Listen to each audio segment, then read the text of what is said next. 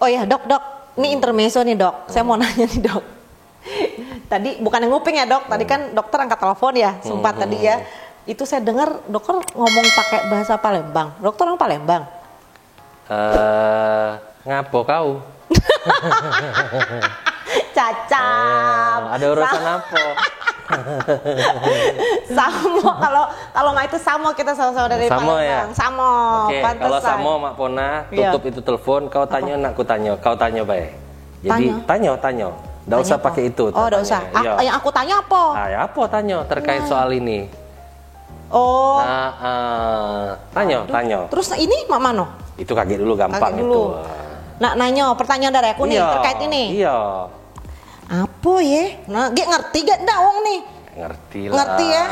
Oke, intermezzo. Nih, aku nak nanya nih. Ini kita pakai bahasa Palembang ya. Ntar saya artiin ya, mau artiin ke bahasa Indonesia. Aku nak nanya soal vaksin, Dok. Apakah perlu bagi pasien penyintas COVID untuk dapat ke vaksin? Nah menurut Mak Pona mana? Menurut Mak Pona mana?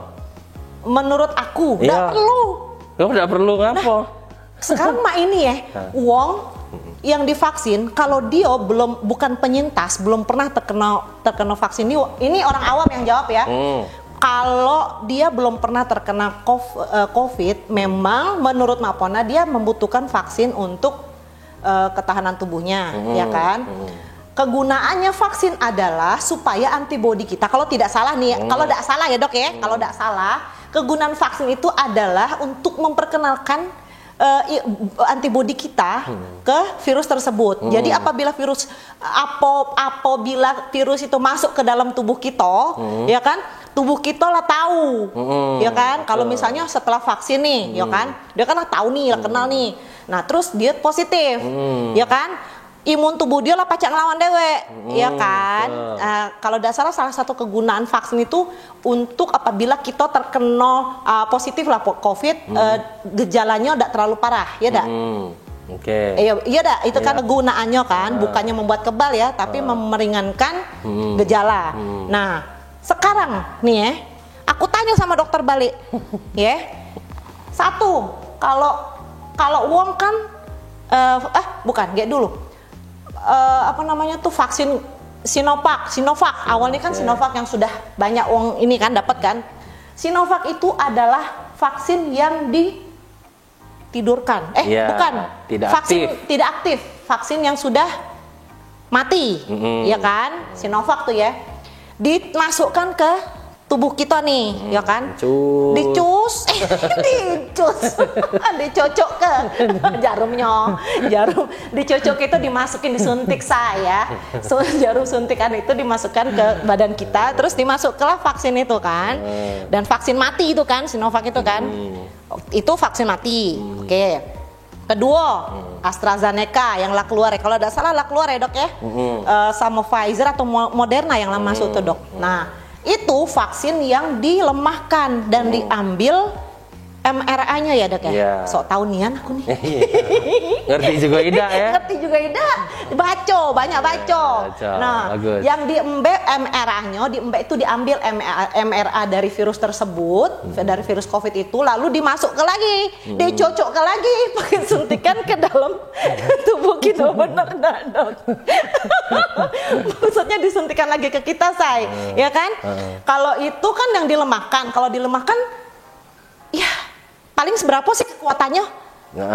Tapi kan lebih baik daripada yang ditidur yang sudah mati kan sebenarnya dok ya. Karena buat apa kalau udah mati tubuh kita kan nggak bisa melawan, nggak kacang ngelawan lagi. Lah tegolek baik dia apa jangan ngapa-ngapain kan vaksin virus itu. Kalau yang Sinovac, AstraZeneca kan menurut aku ya, logika aku lebih baik karena dia dilemahkan, berarti antibodi kita pacak mengenal, ya dak, pacak ada perlawanan dikit. Oh dia nih ya, mamang bibi ini nih yang galak banyak ini jadi pandemi seluruh dunia nih, uji antibodi kita nih ya. Ada perlawanan ya kan, dan katanya dok kalau misalnya ada gejala setelah vaksin malah bagus, berarti vaksinnya bekerja, ya dak sih dok, bener dak sih dok? Betul. Sebenarnya gini, tanpa menyebutkan brand ya. Jadi untuk vaksin baik itu yang dia tidak aktif maupun dia yang dilemahkan, itu semuanya sama bagus. Gitu. Tapi kalau ditanya soal efektif, ini pendapat saya pribadi, ya kan. Kalau saya lebih prefer yang dilemahkan. Nah, karena ada timbulnya gejala itu berarti antibodinya aktif melakukan atau membangun kekebalan tubuh. Ya ibaratnya gini, kita ketemu lawan, ya kan, tapi lawannya udah tekapar kalau bahasa Palembang itu kan, tekapar tuh udah nggak bisa ngelawan lagi, diam gitu kan. Mau kita injek, mau kita gebukin, ya intinya dia tidak kalah. ada perlawanan, terkapar tuh udah pasrah gitu. Ya, antibodi ngenalin kan, bentuknya, apa namanya, strainnya dan segala macam karakternya, ya kan. Terus dibandingkan dengan kita ketemu lawan, lawannya punya jurus silat lah, misalnya si Mande gitu kan, tapi dia agak lemah nih, ya kan. Antibodi kita melakukan perlawanan, ya kan. Di saat antibodi menang, kita menang, ya kan, kalah nih. Kita ada dapat knowledge, ya kan, pengetahuan. Kita bisa ngalahin orang yang punya ilmu bela diri, ya kan. Berarti kita mempelajari skill untuk menghadapi orang punya ilmu bela diri, si Mande ini tadi misalnya gitu kan. Nah berikutnya nanti kalau ada datang virus yang lebih aktif yang dari luar, antibodi ini sudah lebih kuat dan sudah ada ibaratnya ada skillnya lah untuk menghadapi udah tahu pakai jurus apa gitu karakter kan? Virus yang aktif gitu loh. Nah ini. Nah cuman kan asumsinya kalau orang kita itu kan karena beredarnya informasi, wah ini bikin demam, sakit badan itu kan, jadi kesannya kayaknya oh my god besok gue mati. Padahal coba deh, pada saat bapak ibu nganterin anak imunisasi, sering nggak dokter anaknya bilang perhatikan, awasi kalau ada demam berikan obat-obatan. Itu kan artinya efektif ya, antibodinya tuh aktif dan dia membangun kekebalan tubuh. Iya, dia itu demam itu karena ada perlawanan dari antibodi. Betul. Berarti benar kan dok, kalau misalnya yang bagus itu adalah setelah divaksin bereaksi. Iya. Ya lebih bagus kan, lebih sempurna berarti menurut kan. saya ya, lebih bagus begitu. Iya, dan banyak informasi juga yang ngomong cak itu dong. Iya. Walaupun ya tidak ada 100% ya. Tidak ada obat antivirus maupun vaksin yang bisa menghadapi virus SARS-CoV atau atau COVID-19 ini secara 100% karena masih dalam tahap riset juga sebenarnya. Jelas ya. Nah, ini balik ke pertanyaannya dok nih ya. Pertanyaan aku dewe nih dok, bukan hasil angket ya. Karena aku ngalamin dewe. Apakah perlu bagi pasien penyintas COVID untuk mendapatkan vaksin? Menurut saya sebenarnya sih tidak perlu. Tidak perlu. Ya, dulu dok. Ngapa tidak perlu? Ngapa tidak perlu? Karena vaksin itu kan dimasuk untuk memperkenalkan ke antibodi kita. Betul. Nah, kami nih para penyintas, bukan vaksin yang sudah mati, bukan vaksin yang dilemahkan, tapi vaksin hidup. Banyaknya itu bu kami. Terus alhamdulillah kami pacak ngelewat. Kalau penyintas kan which is kan dia tuh bisa mengatasi antibodinya, dia ada perlawanan. Dan yang sembuh cak kami berarti kan antibodi kami lah terbentuk. Kenapa lagi divaksin dok? Kenapa lagi divaksin? Kan lah ada terbentuk juga, kan? Iyalah sudah kenal, bukan kenal lagi, bebala begocoh kami nih. Menang gitu kan. Menang kami. Ya ibarat tentara kan. Walaupun misalnya di medan perang dia sudah selesai memenangkan suatu pertempuran, balik ke barak apa yang dia lakuin? Istirahat. Ya istirahat. Lalu rutinitasnya dijalankan nggak? Latihan segala macam. Demi buat apa? Buat latihan mempersiapkan lagi. Mempersiapkan lagi. Nah, vaksin itu kurang lebih seperti itu. Memang punya antibodi, sudah terbentuk antibodi. Tapi dengan vaksin, antibodinya akan lebih dikuatkan lagi gitu loh. Itu fungsinya. Itu fungsinya ya. Itu fungsinya vaksin. Makanya pentingnya vaksin itu. Di luar dari soal mau pilihan apapun vaksinnya, semuanya baik dan semuanya juga ada efek samping. Pilih yang baik, mana yang menurutnya cocok gitu loh. Tapi jangan dengarkan informasi dari tetangga, dari grup WA ya, itu misleading semua. Dari buzzer COVID, buzzer pandemi gitu. Lah jelas kalau mak ini. Berarti aku butuh tetap butuh vaksin. Tapi ada lagi nih dok, vaksin bagi penyintas itu baiknya tuh secepatnya setelah sembuh langsung vaksin atau ada jeda? Karena kan dulu waktu pertama kali pandemi yang awal ya, kan katanya setelah vaksin yang setelah sembuh dari COVID atau penyintas COVID harus menunggu 3 bulan untuk mendapatkan vaksin berikutnya, ya kan? Nunggu 3 bulan karena katanya berbahaya, ya kan? Ada risikonya, ada efek samping. Jadi suruh tunggu selama 3 bulan baru kita boleh vaksin lagi. Nah ini baru-baru nih sejak yang pandemi yang gelombang ini yang kedua ya dok ya. Gelombang ketiga ya dok. Ini gelombang ketiga kan. Nah yang gelombang sekarang ini tahu-tahu ada pengumuman katanya dok kalau penyintas itu harus sesegera mungkin divaksin. Kan saya bingung. Ini yang benar yang mana? Iya dong teman-teman semua pasti bingung kan mendapatkan 2 informasi yang berubah-berubah, tidak konsisten. Nah, saya pengen tahu dok, itu jawaban sebenarnya dari ahlinya, dari dokter atau tenaga kesehatan yang memang sudah di bidangnya. Biar nggak salah, ini saya butuh banget informasi ini dok, gitu. Jadi terkait soal penyintas COVID itu kapan boleh divaksin? Iya.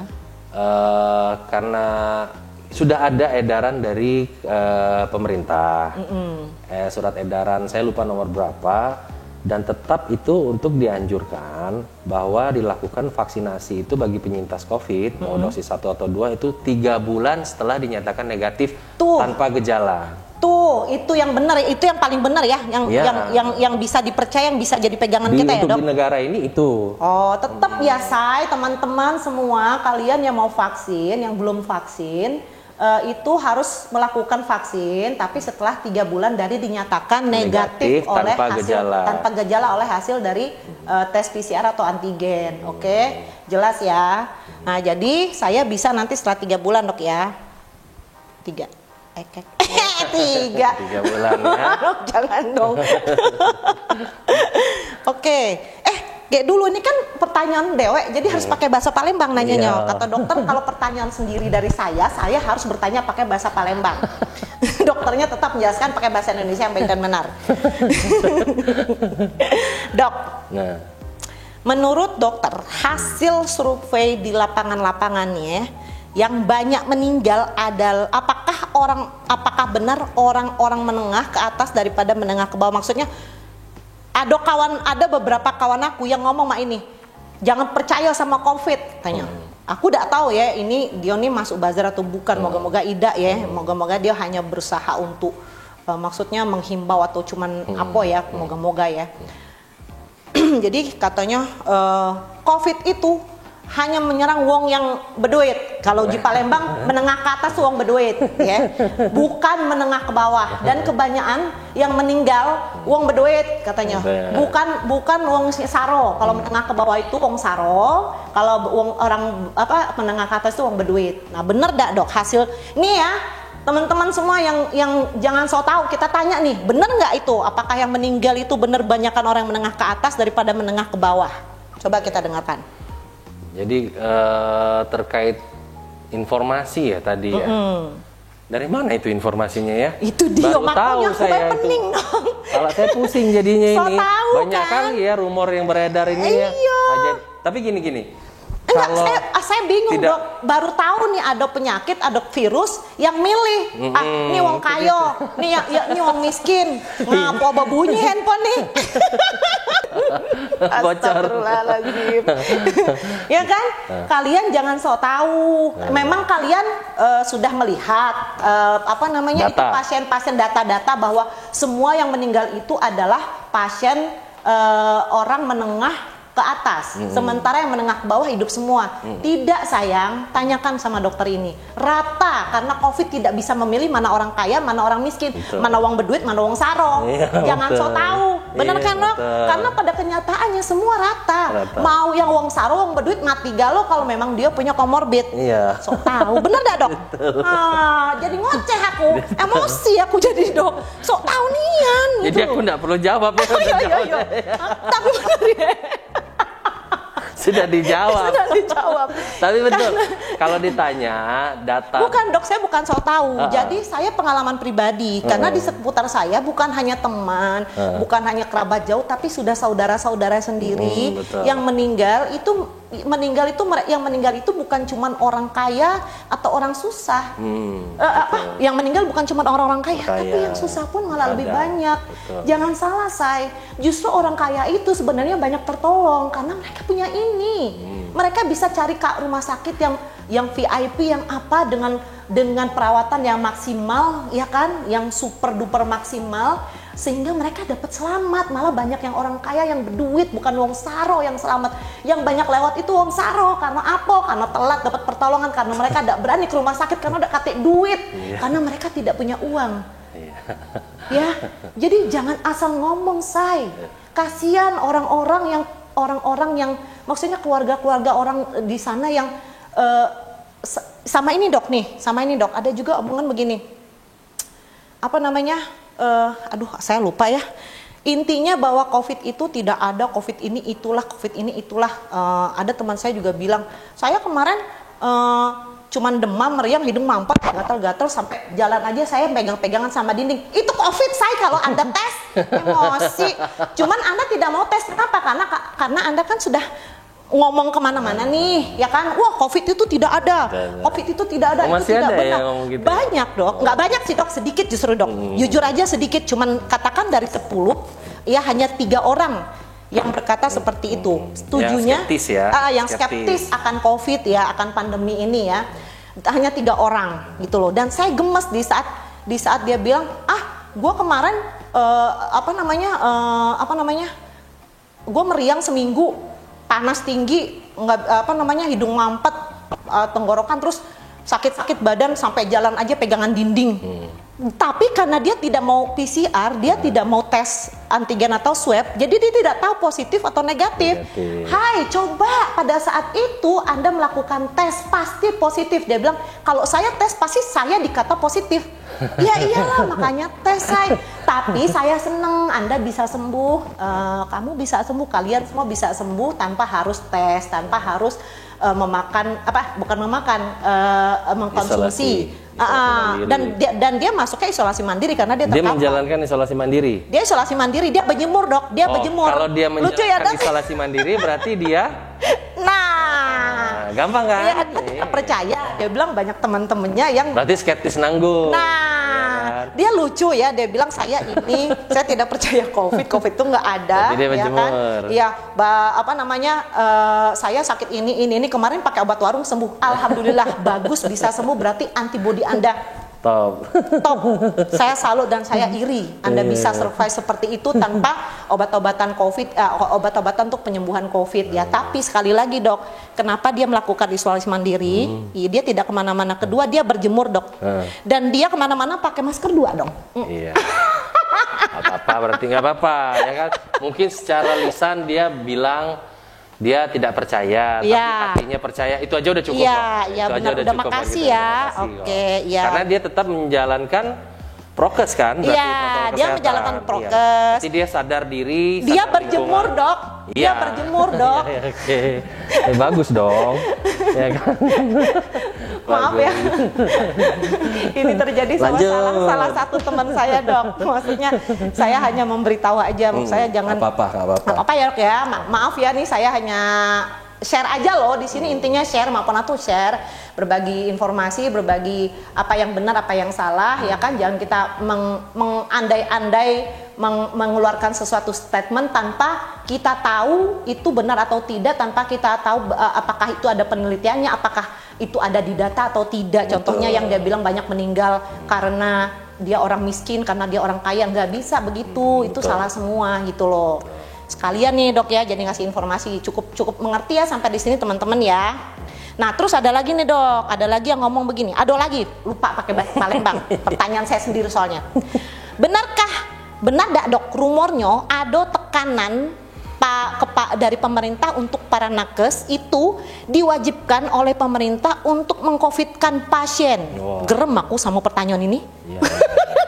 Ini pertanyaan berat ya sebenarnya buat saya jawab. Dengar ya teman-teman ya nih jawabannya nih dalam bahasa Indonesianya ya, benarkah rumornya ada tekanan kepada para nakes bahwa nakes itu, dokter atau nakes itu diwajibkan oleh pemerintah untuk meng-COVID-kan pasien. Kita dengarkan penjelasannya. Ini pendapat pribadi saya ya, saya sebagai benar-benar saya dan teman-teman itu sebagai garda terdepan, kami benar-benar terdepan melakukan screening terdepan. Saya kerja memang di salah satu instansi pemerintah, jelas kan pasti Pasienkes saya Pasienkes pertama, ya kan. Jadi saya dan teman-teman itu terima pasien itu dalam posisi parah-parahnya dok ya? Belum tahu justru apakah dia positif atau tidak. Ini apalagi waktu awal-awal pandemi. Nanti kami kan yang jadi paparan pertama.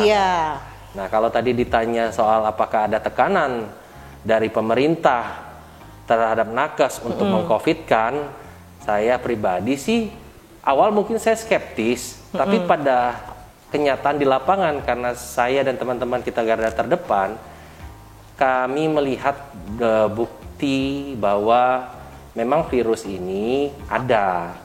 Memang virus ini ada, SARS-CoV ini. Karena kenapa sudah banyak teman-teman tenaga kesehatan kami yang sudah berguguran dari awal pandemi ini pandemi ini terjadi masuk ke Indonesia dan diumumkan pemerintah tuh di Maret 2020 ya. 2020. Jadi kalau ada yang bilang ini seperti konspirasi, saya sih apapun politik di belakang itu buat kami yang di lapangan garda terdepan ya kan, itu kami tidak terpengaruh oleh pandangan-pandangan seperti itu. Karena untuk kami pelayanan terhadap masyarakat atau pasien itu tanpa pandang bulu. Tidak melihat dia si kaya, dia si miskin, dia si lurus, dia si bengkok, ya kan? Dia si cantik, dia si jelek, tidak. Orang kaya atau miskin tadi itu balik lagi tidak ada memilih. Semua kami terima, semua kami layani semampu dan semaksimal mungkin tanpa kami mengenal ada yang namanya WFH. Iya benar. Luar biasa lu para nakes ini, salut deh. Itu, dan dengan paparan dan resiko kerja yang tinggi menurut saya kan. Jadi sangat disayangkan kalau ada yang masih berpikiran bahwa dokter atau tenaga kesehatan itu meng-COVID-kan pasien ya. Demi apa? Demi keuntungan materi. Ya mungkin teman-teman tidak tahu. Kalau mau curhat sih apa yang kami dapat mungkin tidak sebanding dengan nyawa yang sudah disumbangkan oleh teman-teman tenaga kesehatan kami gitu loh. Maksudnya yang sudah almarhum mendahului kami benar-benar pejuang di dalam menghadapi pandemi ini gitu loh. Tapi tetap tulus, ikhlas melayani dan menjalankan tugas profesinya ya, terutama sebagai pelayan kesehatan terutama untuk masyarakat. Tanpa tekanan dari, saya tekankan, tanpa tekanan dari pemerintah atau karena digaji oleh pemerintah ya dok ya? Iya betul. Ya kan? Maksudnya endorse? Bukan digaji, kan ada omongan bahwa iyalah mereka kan digaji sama pemerintah ya, mereka harus menuruti apa yang pemerintah suruh gitu loh. Itu suruhnya, tapi maksudnya disuruh meng-COVID-kan. Iya, meng-COVID-kan pasien. Ada lah yang begitu. Nah, jadi ya teman-teman semua sekalian, tolonglah kalian kalau mengeluarkan statement pakai hati. Berapa banyak dokter atau nakes yang sudah menjadi korban. Terus ya, kalau kata kalian rakyat ini di-COVID-kan oleh nakes karena tekanan pemerintah. Lalu para dokter atau nakes yang meninggal itu siapa yang meng-COVID-kan, pertanyaan saya. Benar nggak dok? Pakailah hati nurani sedikit. Kalau mengeluarkan statement tuh mbok ya yang cerdas, yang pakai logika. Jangan kalian sama aja tidak menghargai para keluarga-keluarga korban COVID yang meninggal, yang tidak survive seperti kami penyintas. Tidak gampang loh, ya dok ya, saya ngalamin tidak gampang. Apalagi di waktu saya positif, ya. Itu lagi rame-ramenya, setiap hari nih saya dok ya buka WhatsApp, innalillahi, sampai akhirnya 2 hari itu maupun nggak pegang handphone, karena kita gemeter. Saya mengucapkan innalillahi dalam 1 hari bisa 10 sampai 12 kali loh, kan yang meninggal karena COVID. Dan mostly itu komorbid, baik yang tua maupun yang muda. Terus kami yang sedang berjuang membaca itu, menurut kalian apakah kami tidak bagaimana perasaan kami gitu loh. Sementara kalian berkoar-koar COVID itu tidak ada, hargai kami yang mengalami ataupun yang sudah melewati, bahkan yang sudah tidak ada. Bener nggak sih dok? Kasihan juga para dokter dan para nakes yang kalian fitnah itu disuruh atau ditekan oleh pemerintah untuk mengcovidkan para pasien, sementara keluarga mereka sendiri juga berjuang melawan COVID. Bener nggak dok? Hah? Terus menurut Anda, keluarga dokter juga tadi sempat cerita bahwa keluarganya, adiknya, tantenya apa juga itu yang positif COVID. Terus menurut kalian bapak dokter ini yang mengcovidkan mereka? Ini dong, ya tolong deh teman-teman deh. Jangan hanya berteriak tapi tidak ada bukti, tidak ada, maksudnya tong kosong tapi nyaringnya tong kosong nyaring bunyinya. Ya, kalau kita mau bersuara, kita bertanya dulu sama ahlinya. Ngobrol gitu loh. Tanya bener dulu kanan kiri. Ini sorry bukannya curhat, dok, ini perasaan saya sendiri dan teman-teman yang lain gitu loh. Kami merasa sedih kok ya, kalian tidak ada empati. Kalian sudah tidak menolong kami, tidak ada kami juga tidak butuh ya. Maksudnya banyak juga yang keluarga alhamdulillah yang ini daripada kalian yang menghujat, bukannya mengatakan oh yaudah cepat sembuh ya, istirahat apa, ini malah COVID tuh nggak ada. Ini wah gila, out of mind itu mah bener-bener pada udah nggak ada pikirannya. Buka hati kalian gitu loh, pakai hati nurani kalian. Gimana kalau yang pergi itu adik kalian, orang tua kalian, kakak kalian, saudara kalian di depan mata kalian yang berjuang karena COVID, yang meninggal karena COVID. Tolong ya untuk teman-teman semua, itu hak kalian untuk tidak percaya. Tapi hargai para korban-korban, para penyintas COVID dan keluarga korban-korban yang ditinggalkan karena COVID. Saya minta tolong banget ya. Pakai logika dan hati nurani kalian. Bahkan ada yang ngomong, itu lo kan prokesnya ketat dok. Saya prokes saya ketat dok. Walaupun saya syuting apa segala macam dok, saya suka tanya udah bawa antigen ya, saya ini udah ini. Pokoknya prokes saya ngejalanin prokes dok. Dia bilang, tapi ternyata lo masih kena juga ya nak. Itu namanya takdir saya. Itu namanya qadarullah. Qadarullah itu takdir dari Allah. Ya, saya yakin bukan hanya Islam ada yang namanya takdir, tapi di semua agama ada yang namanya takdir. Kecuali kalau Anda tidak bertuhan, kalau Anda tidak punya agama. Boleh kalian tidak percaya namanya takdir, tapi kami yang beragama, agama pun itu, apapun itu ya, kami percaya yang namanya takdir. Kita sudah berusaha. Ya kan dok? Betul. Tapi kita masih kena juga, itu namanya takdir. Karena jodoh, rezeki, maut, sakit, sehat, susah, senang, bahagia, itu takdir dari Allah. Allah yang menentukan. Ya, bukan mulut kalian yang bilang ini itu bukan. Tolong ya sekali lagi pakai hati nurani kalian. Daripada ngoceh yang nggak bener, memfitnah nakes, yang memfitnah apa, kalian sudah berbuat apa buat bangsa kalian? Para dokter, para nakes sudah jelas-jelas berjuang di garda depan loh, tanpa WFH, tanpa work from home. Setiap hari mereka memperjuangkan nyawa, mereka berjuang, mereka mempertaruhkan nyawa mereka untuk menolong pasien COVID. Banyak yang meninggal, saya nakes, kenapa nggak kalian? Hah? Kenapa nggak kalian yang tidak percaya COVID, yang berarti kan kalian sehat, kalian kuat.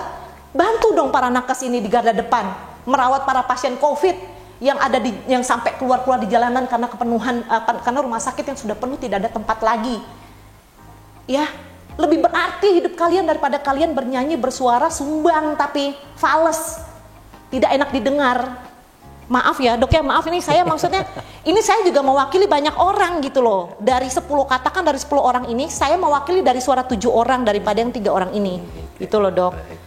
Ya jadi tolong hati-hati, karena dokter juga manusia, nakes juga manusia, jangan fitnah mereka. Paling tidak mereka berjuang, mereka membantu bangsa ini, mereka membantu negeri ini. Dok, banyak pasien yang dirawat di rumah sakit atau isoman, setelah sembuh banyak yang mengalami batuk dan pengentalan darah ya. Nah ini bukan batuknya yang dipertanyakan, tapi pengentalan darahnya ya. Pengentalan darah itu kan bisa diketahui melalui dengan kita mengecek D-dimer namanya dok ya. Nah itu perlu dilakukan atau tidak dok? Oke, Kalau menurut penelitian sebaiknya itu dilakukan pengecekan pengentalan darah karena menurut studi di luar itu beberapa penyintas COVID itu setelah mendapatkan perawatan itu dia tetap masih ada pengentalan darah walaupun tidak semua. Tapi apakah perlu atau tidaknya menurut saya kalau ada gejala pengentalan darah. Contohnya apa? Seperti mungkin ada gangguan stroke, stroke itu kan pengentalan darah ya. Makanya kalau untuk curiga apakah ada pengentalan darah atau tidak, ya boleh-boleh saja dilakukan pemeriksaan dedimer. Gitu.